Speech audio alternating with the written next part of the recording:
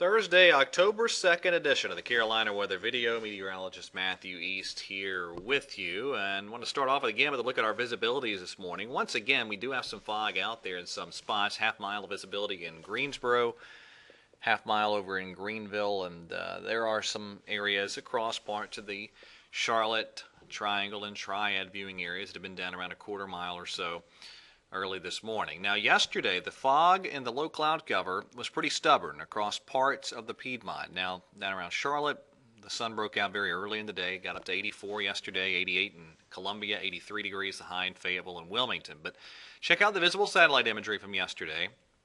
And again, you notice the low clouds and fog pretty persistent in parts of Davidson, Randolph, Alamance, Guilford, Forsyth counties there, and points north and east from there.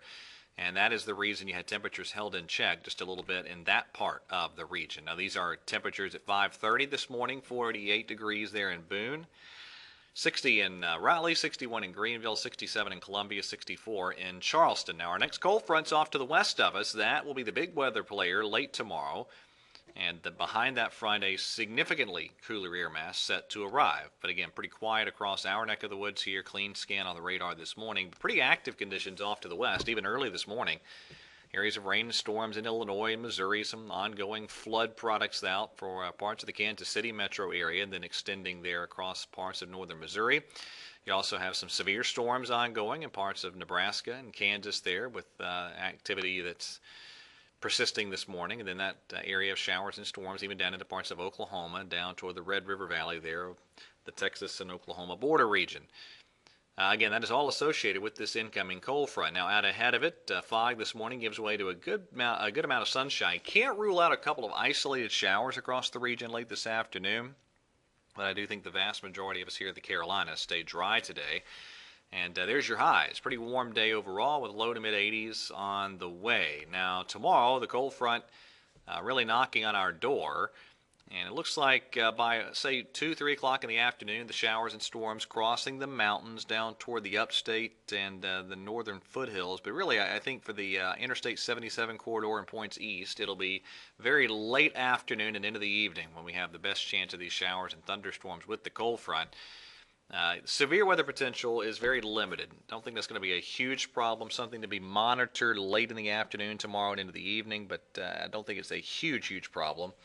And then there's your Friday high, still pretty warm just ahead of the front. But here comes that much chillier autumn air that'll be the main weather player for us over the weekend. Your Saturday highs with pretty stiff west and northwest winds at times. They're upper 60s for Charlotte and Greensboro. How about 48? For a high temperature in Boone on Saturday? That'll be like a winter day. And then check out some of the model projections for low temperatures here Sunday morning. That's the GFS, the 0Z run this morning, showing you lows well down into the 40s across most of the western and central Carolinas, then even colder in the mountains with those 30s on the way. Even Chattanooga at 36, Atlanta at 42 on the GFS. The NAM computer model very similar with those temperatures Sunday morning. So again, it's going to be chilly as you head on out the door to wherever you may be going, church or whatever the case may be there on Sunday morning. You're going to want to grab those jackets, as it's going to be a chilly one out there for sure. All right, tropical update time. Let's take a peek at what's happening out there in the Atlantic Basin, and really it's a whole lot of nothing. Gulf of Mexico and Caribbean Sea, exceedingly quiet right now. You do have a couple tropical disturbances there through the North Atlantic Ocean. None of them are showing any signs of organization. So really the tropics remain very quiet.